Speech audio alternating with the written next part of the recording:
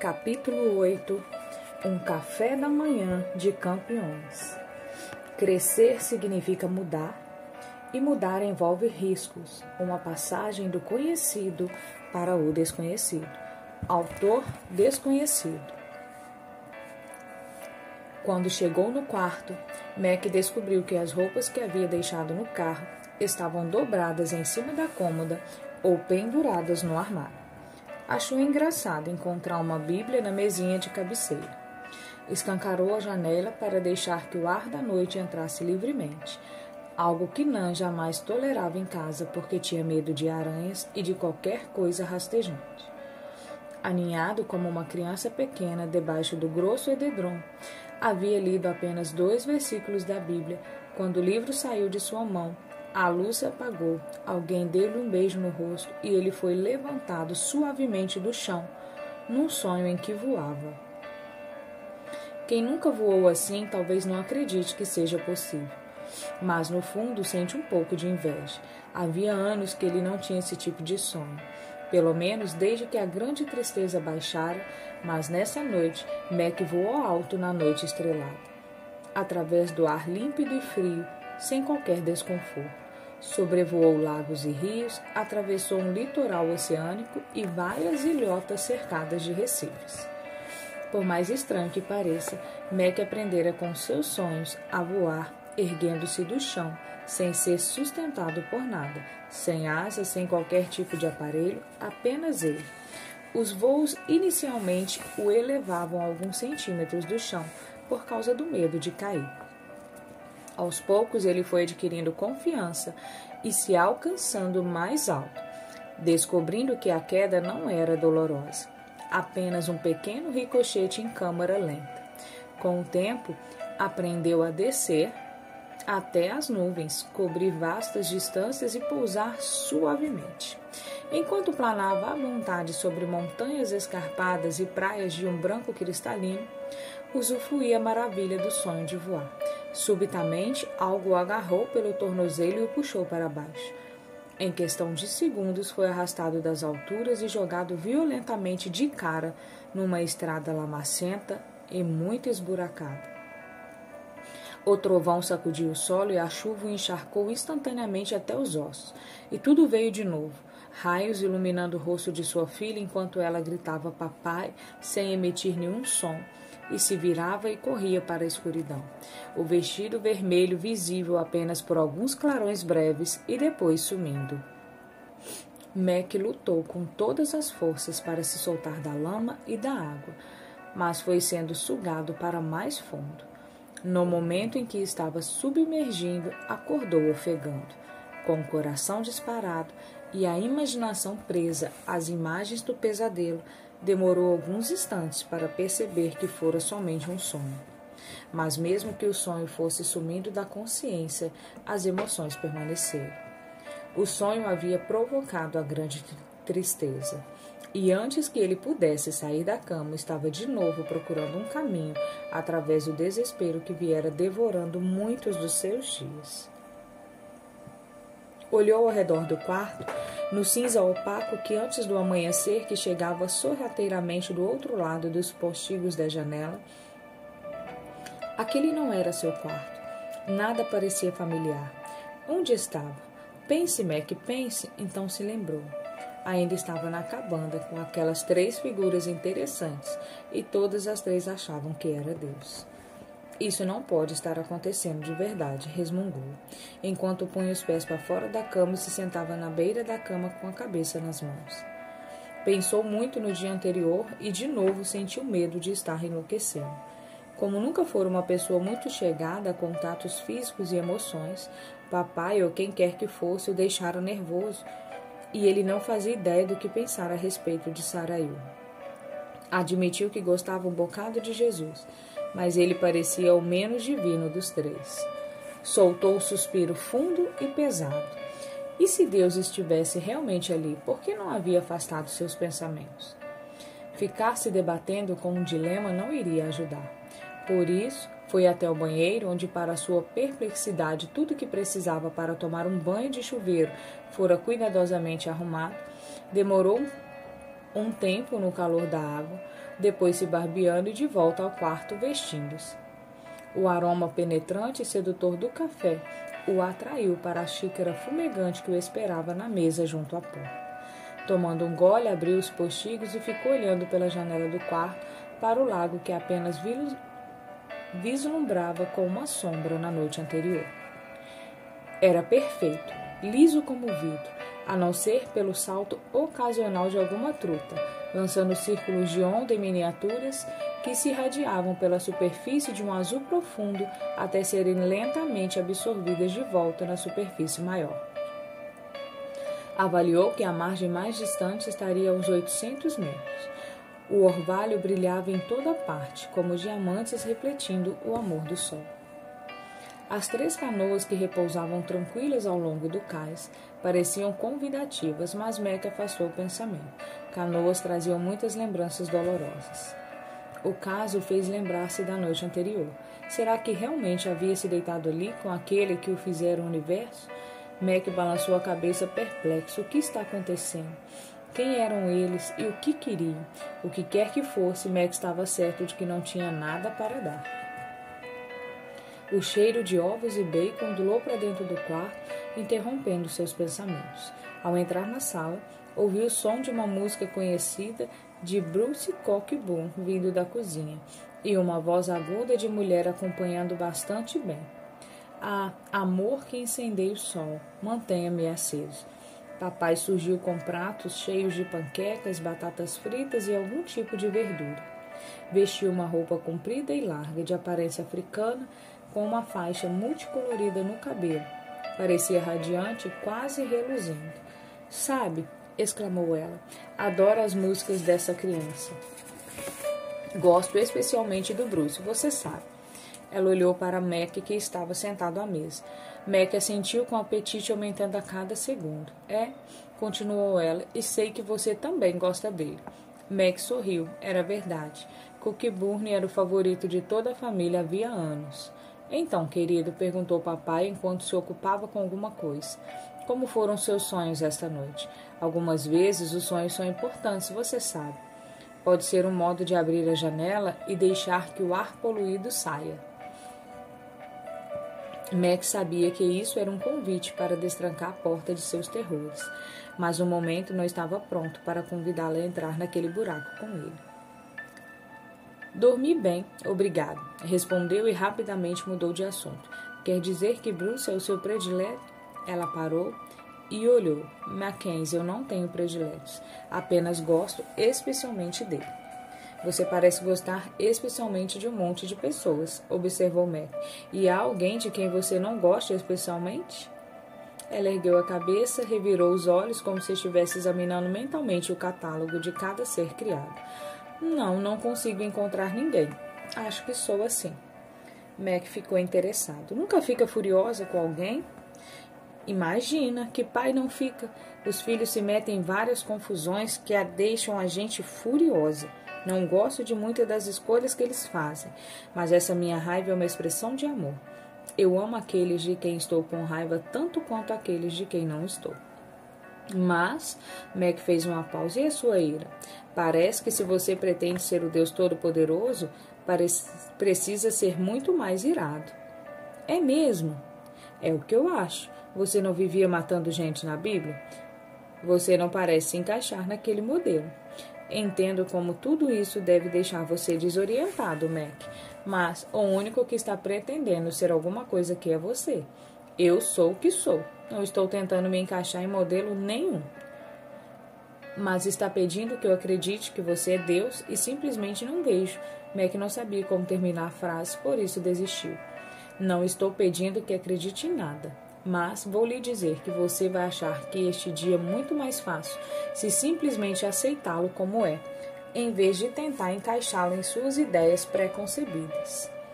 Mas o Deus que me ensinaram derramou grandes doses de fúria, mandou o dilúvio e lançou pessoas num lago de fogo. Mac podia sentir sua raiva profunda emergindo de novo, fazendo brotar as perguntas, e se chateou um pouco com sua falta de controle. Mas perguntou mesmo assim, honestamente: você não gosta de castigar aqueles que a desapontam? Diante disso, papai interrompeu suas ocupações e virou-se para Meg. Ele pôde ver uma tristeza profunda nos olhos dela. Não sou quem você pensa, Mackenzie. Não preciso castigar as pessoas pelos pecados. O pecado é o próprio castigo, pois devora as pessoas por dentro. Meu objetivo não é castigar. Minha alegria é curar. Não entendo. Está certo, não entende mesmo, disse ela com um sorriso meio triste, mas, afinal de contas, você ainda não terminou. Nesse momento, Jesus e Saraí entrando rindo pela porta dos fundos, entretidos numa conversa. Jesus chegou vestido praticamente como no dia anterior, com um jeans e uma camisa azul clara que fazia seus olhos castanhos se destacarem. Saraí, por outro lado, vestia algo tão fino e rendado que praticamente voava a mais tênue brisa. Padrões de arco-íris tremeluzia e se alteravam a cada gesto dela. Meg se perguntou se em algum momento ela parava completamente de se mexer. Duvidou. Papai inclinou-se para ficar com os olhos na mesma altura dos de Meg. Você fez algumas perguntas interessantes. Chegaremos a elas, prometo. Mas agora, vamos aproveitar o café da manhã. Meg assentiu de novo, um pouco sem graça, enquanto voltava a atenção para a comida. Estava de fato com fome e havia muita coisa apetitosa. Obrigado pelo café da manhã, disse a papai, enquanto Jesus e Saraiu ocupavam seus lugares. O quê? Reagiu ela num horror fingido. Você não vai abaixar a cabeça e fechar os olhos? Ela começou a andar em direção à cozinha, fazendo pequenos muxoços de reprovação. O que está acontecendo com este mundo? Meu bem, não há de quê. Um instante depois, retornou trazendo outra tigela com uma comida fumegante que desprendia um aroma maravilhoso e convidativo. Passaram as tigelas um para os outros e Meg ficou fascinada enquanto olhava e ouvia papai participar da conversa de Jesus e Saraí. Estavam falando algo sobre conciliar uma família em crise, mas não foi o que eles falavam que atraiu Meg, e sim como eles se relacionavam. Nunca vira 3 pessoas compartilharem sentimentos com tamanha simplicidade e beleza. Cada um parecia mais interessado nos outros do que em si mesmo. Então, o que acha, Meg? Perguntou Jesus, fazendo um gesto em sua direção. Não faço a mínima ideia do que vocês estão falando, respondeu Meg com a boca cheia daquelas verduras saborosas, mas adoro o modo como fala. Uau, disse papai, que vinha retornando da cozinha com outro prato. Vá com calma nessas verduras aí, rapaz. Se não tiver cuidado, elas podem dar uma bela dor de barriga. Certo, tentarei me lembrar, disse Meg, servindo-se do prato que ela lhe oferecia. Depois, virando-se de novo para Jesus, acrescentou. Adoro o modo como vocês se tratam. Certamente eu não esperaria que Deus fosse desse jeito. Como assim? Bom, sei que vocês são um só e coisa e tal e que são 3, mas vocês se tratam de uma forma tão amável. Um não manda mais do que o outro, os 2. Os 3 se entreolharam como se nunca tivessem pensado nisso. Quero dizer, continuou Meg rapidamente, sempre pensei em Deus, o Pai, como uma espécie de chefe, e em Jesus como que seguia as ordens, você sabe, sendo obediente. Não sei exatamente como o Espírito Santo se encaixa. Ele, quero dizer, ela... Meg tentou não olhar para Saraí enquanto procurava as palavras. Tanto faz, o Espírito sempre me pareceu meio... um espírito livre? Sugeriu o papai. Exatamente. Um espírito livre, mas ainda assim sob a orientação do pai. Faz sentido? Jesus olhou para papai, tentando com alguma dificuldade manter uma aparência séria. Faz sentido para você, Aba? Francamente, não tenho a mínima ideia do que este homem está falando. Papai franziu o rosto como se estivesse se concentrando. Não, eu estava tentando entender, mas sinto muito. Para mim, isso não tem pé nem cabeça. Vocês sabem do que estou falando. Meg ficou meio frustrado. Estou falando de quem está no comando. Vocês não têm uma cadeia de comando. Cadeia de comando? Isso parece medonho, disse Jesus. No mínimo opressivo, acrescentou o papai, enquanto os outros 2 começavam a rir. Então viraram-se para Meg, cantou. Mesmo sendo correntes de ouro, ainda são correntes. Não se incomode com esses 2, interrompeu Saraí, estendendo a mão para confortá-lo. Eles só estão brincando com você. Na verdade, esse é um assunto que nos interessa. Meg assentiu aliviado e meio chateado por ter de novo perdido o controle. Mackenzie, não existe conceito de autoridade superior entre nós, apenas de unidade. Estamos num círculo de relacionamento e não numa cadeia de comando. O que você está vendo aqui é um relacionamento sem qualquer camada de poder. Não precisamos exercer poder um sobre o outro, porque sempre estamos procurando o melhor. A hierarquia não faria sentido entre nós. Na verdade, isso é um problema de vocês, não nosso. Verdade? Como assim? Os humanos estão tão perdidos e estragados que para vocês é quase incompreensível que as pessoas possam trabalhar ou viver juntas sem que alguém esteja no comando. Mas qualquer instituição humana, desde as políticas até as empresariais, até mesmo o casamento, é governada por esse tipo de pensamento. É a trama do nosso tecido social, declarou Mac. Que desperdício, disse papai pegando o prato vazio e indo para a cozinha. Esse é um dos motivos pelos quais é tão difícil para vocês experimentar o verdadeiro relacionamento, acrescentou Jesus. Ainda que monte uma hierarquia, vocês precisam de regras para protegê-la e administrá-la. Então precisam de leis e da aplicação das leis, e acabam criando algum tipo de cadeia de comando que destrói o relacionamento, em vez de promover. Raramente vocês vivem o relacionamento fora do poder. A hierarquia impõe leis e regras e vocês acabam perdendo a maravilha do relacionamento que nós pretendemos para vocês. Bom, disse Mac com sarcasmo, recostando-se na cadeira. Certamente parece que nos adaptamos muito bem a isso. Sarayu foi rápida em responder. Não confunda a adaptação com intenção ou sedução com realidade. Então, por favor, poderia me passar mais um pouco dessa abertura? Então, nós fomos seduzidos por essa preocupação com a autoridade? De certo modo, sim, respondeu papai, passando o prato de verduras para Mac com certa relutância. Só estou cuidando de você, filho. Sarayu continuou. Quando vocês escolhem independência nos relacionamentos, tornam-se perigosos um para os outros. As pessoas se tornam objetos a serem manipulados ou administrados para a felicidade de alguém. A autoridade, como vocês geralmente pensam nela, é meramente a desculpa que o forte usa para fazer com que os outros se sujeitem ao que ele quer. Ela não é útil para impedir que as pessoas lutem interminavelmente ou se machuquem? Às vezes, mas no mundo egoísta também é usada para infligir grandes danos. Mas vocês não a usam para conter o mal? Nós respeitamos cuidadosamente as suas escolhas e por isso trabalhamos dentro dos seus sistemas, ao mesmo tempo que procuramos libertá-los deles, continuou o papai. A criação foi levada por um caminho muito diferente daquele que desejávamos. Em seu mundo, o valor do indivíduo é constantemente medido em comparação com a sobrevivência do sistema, seja ele político, econômico, social ou religioso. Na verdade, de qualquer sistema. Primeiro uma pessoa, depois umas poucas e finalmente muitas são facilmente sacrificadas pelo bem e pela permanência do sistema. De uma forma ou de outra, isso está por trás de cada luta pelo poder, de cada preconceito, de cada guerra e de cada abuso de relacionamento. A vontade de poder e independência se tornou tão disseminada que agora é considerada normal. E não é? É o paradigma humano, acrescentou papai após retornar com mais comida. É como água para os peixes, tão natural que parece sem ser vista e questionada. É a matriz, uma trama diabólica em que vocês estão presos sem esperança, mesmo que completamente inconscientes da sua existência. Jesus continuou. Como glória máxima da criação, vocês foram feitos à nossa imagem. Se realmente tivessem aprendido a considerar que as preocupações dos outros têm tanto valor quanto as suas, não haveria necessidade de hierarquia. Max se recostou na cadeira, perplexo com as indicações do que ouviu.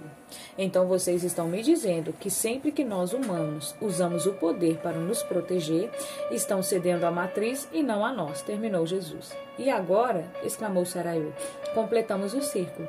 Voltamos a uma das minhas declarações iniciais. Vocês, humanos, estão tão perdidos e estragados que não conseguem compreender um relacionamento sem hierarquia.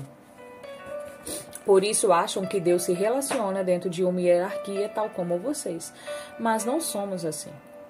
E como podemos mudar isso? Se abrirmos mão do poder e da hierarquia, as pessoas simplesmente vão nos usar. Provavelmente sim, mas não estamos pedindo que faça isso com os outros, Mac. Pedimos que faça conosco. Este é o único lugar onde isso pode começar. Não vamos usar você. Mac, disse papai com uma intensidade que o fez escutar com muita atenção. Queremos compartilhar com você o amor, a alegria, a liberdade e a luz que já conhecemos em nós. Criamos vocês, os humanos, para estarem no relacionamento de igual para igual conosco e para se juntarem ao nosso círculo de amor. Por mais difícil que seja entender isso, tudo o que aconteceu está ocorrendo exatamente segundo esse propósito, sem violar qualquer escolha ou vontade. Como você pode dizer isso diante de toda a dor deste mundo, de todas as guerras e desastres que destroem milhares? A voz de Mac baixou até um sussurro. E qual é o valor de uma menininha ser assassinada por um tarado? Ali estava de novo a pergunta que abriu um buraco a fogo em sua alma. Vocês podem não causar as coisas, mas certamente não as impedem. Mackenzie, respondeu papai com ternura, aparentemente não se ofendendo com a acusação. Há milhões de motivos para permitir a dor, a mágoa e o sofrimento, em vez de erradicá-los, mas a maioria desses motivos só pode ser entendida dentro da história de cada pessoa. Eu não sou má. Vocês é que abraçam o medo, a dor, o poder e os direitos em seus relacionamentos. Mas suas escolhas também não são mais fortes do que os meus propósitos, e eu usarei cada escolha que vocês fizerem para o bem final e para o resultado mais amoroso. Veja só, interveio Sarayu. Os humanos feridos centram sua vida ao redor das coisas que parecem boas para eles, procurando compensação. Mas isso não irá preenchê-los nem libertá-los. Eles são viciados em poder ou na ilusão de segurança que o poder oferece. Quando acontece um desastre, essas mesmas pessoas vão se voltar contra os falsos poderes nos quais confiavam. Em seu desapontamento, se suavizam com relação a mim ou se tornam mais ousados em sua independência. Se você ao menos pudesse ver como tudo isso terminará e o que alcançaremos sem violar qualquer vontade humana, entenderia. Um dia entenderá. Mas o custo, Mac estava aparvalhado. Veja um custo, toda a dor, todo o sofrimento, tudo que é tão terrível e mau. Ele parou e olhou para a mesa. E vejam o que custou para vocês. Valeu a pena? Sim, foi a resposta unânime e jubilosa dos três. Mas como podem dizer isso? Desse jeito parece que o fim justifica os meios, que para obter o que querem vocês são capazes de qualquer coisa, mesmo que isso custe a vida de bilhões de pessoas. Mackenzie, era a voz de papai outra vez, especialmente gentil e terna. Você realmente ainda não entende. Tenta dar sentido ao mundo em que vive baseado numa visão pequena e incompleta da realidade. É como olhar um desfile pelo buraco minúsculo da dor, da mágoa, do egocentrismo e do poder, e acreditar que você está sozinho e é insignificante. Tudo isso contém mentiras poderosas. Você vê a dor e a morte como os males definitivos e Deus como o traidor definitivo. Ou talvez, na melhor das hipóteses, como fundamentalmente indigno de confiança. Você dita os termos, julga os meus atos e me declara culpado. Parou um instante e depois prosseguiu. A verdadeira falha implícita de sua vida, Mackenzie, é que você não acha que eu sou bom. Se soubesse que eu sou bom e que tudo, os meios, os fins e todos os processos das vidas individuais é coberto por minha bondade, mesmo que nem sempre entenda o que estou fazendo, confiaria em mim, mas não confio. Não? Perguntou Mac, mas não era realmente uma pergunta. Era uma declaração e ele sabia disso. Os outros pareciam saber também e a mesa permaneceu em silêncio. Sarayu disse: Mackenzie, você não pode produzir confiança, assim como não pode fazer humildade. Ela existe ou não? A confiança é fruto de um relacionamento em que você sabe que é amado. Como não sabe que eu amo, não pode confiar em mim. De novo se fez silêncio. Por fim, Mac olhou para papai e disse: Não sei como mudar isso. Você não pode mudar, pelo menos sozinho, mas juntos vamos ver essa mudança acontecer. Por enquanto, só quero que você esteja comigo e descubra que nosso relacionamento não tem a ver com seu desempenho nem com qualquer obrigação de me agradar. Não sou um valentão nem uma divindade egocêntrica e exigente que insiste que as coisas sejam feitas do jeito que eu quero. Sou boa e só desejo o que é melhor para você. Não é pela culpa, pela condenação ou pela coerção que você vai encontrar isso. É apenas praticando o relacionamento de amor. E eu amo você. Sarail se levantou da mesa e olhou diretamente para Mac. Mackenzie, se você quiser, eu gostaria que viesse me ajudar no jardim. Há coisas que preciso fazer lá antes da celebração de amanhã. Podemos continuar nossa conversa lá fora, por favor? Claro, respondeu Mac levantando-se. Um último comentário, ele acrescentou. Simplesmente não consigo imaginar um resultado final que justifique tudo isso. Mackenzie, papai se levantou da cadeira e rodeou a mesa para lhe dar um abraço apertado. Não estamos justificando, estamos libertando.